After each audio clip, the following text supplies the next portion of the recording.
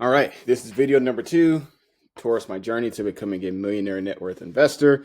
And today I've been taking myself just through a lesson on, the difference between speculating and investing, and just really making sure that I understand, right, how to see the forest from the trees in essence, and just make sure that, when I am analyzing opportunities, I start to understand the difference between something that's, fairly speculative, right, and basically something that has the underlying notion of investing in a little to potentially get a lot at some point versus investing, which is more so centered around, putting your money inside of a machine that has the potential to return that money and then some, right, on a reliable basis. And so just to help me out, something I like to use often is ChatGPT for different reasons. Like one, obviously it has access to pretty much the world's information at this rate.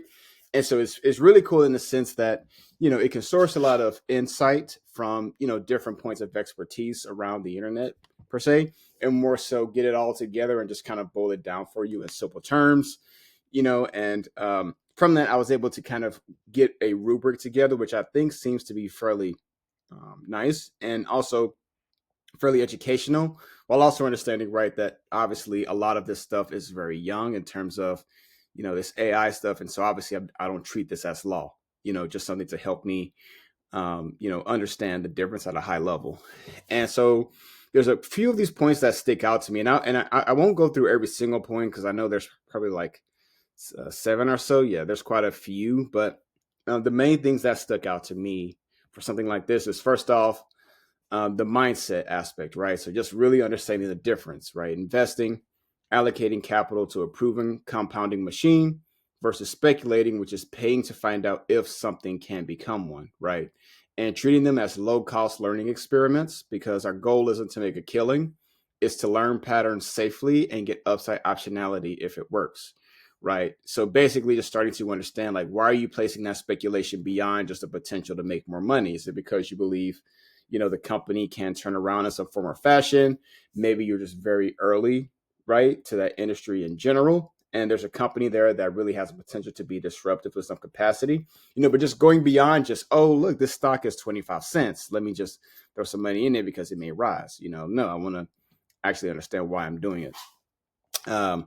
Making sure that the investment is something I can actually afford to lose and I'll be okay with, right? And I like this rule of thumb here, just keeping it between 0.5 to 2% of your liquid net worth. So something that is very, very small compared to your total assets, which I think helps keep the emotions out of it, right? So it's something that you can keep tabs on, but you're not really worried about how it, does compared to your other investments. And then this one I like a lot too, as well. Just keeping the core, right? Things inside of the more proven assets, right? Like Vanguard, VTSAX, which is something I'm invested in, S&P 500, VOO, stuff like that. And then the speculative stuff, right? Keeping that in just different types of experiments, right? Like BYND, which is a stock that I did invest in. As you know, right now it's been getting crushed because of a lot of industry factors, in the plant-based meat market. But I'll cover that in another video. Um, and then the time horizon rule, something I've never considered before, but basically just having like a set time on it to just analyze it and see if the investment's actually paying off, right? And also tracking the fundamentals behind why I think this investment will pay off, right? Like, is revenue recovering, is demand increasing, is sentiment improving towards the product, right? Are like people actually embracing, the end product that my investment is in more, right?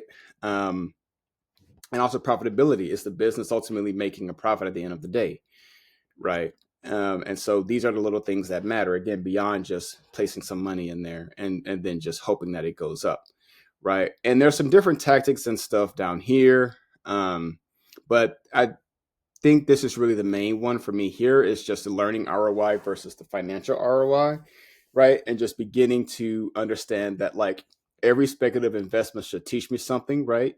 About like how markets are reacting to restructuring, how investor sentiment drives volatility, or how consumer trends translate into revenue, and really understanding those differences there.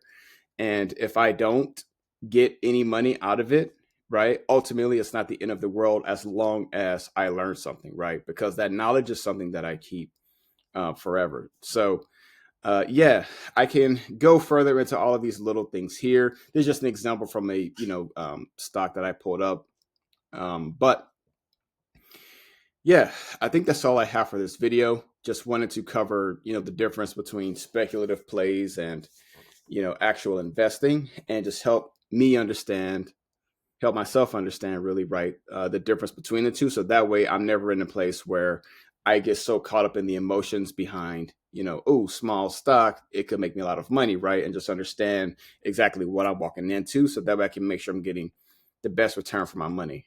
So yep, that's it for this video, and on to the next one. All right, peace.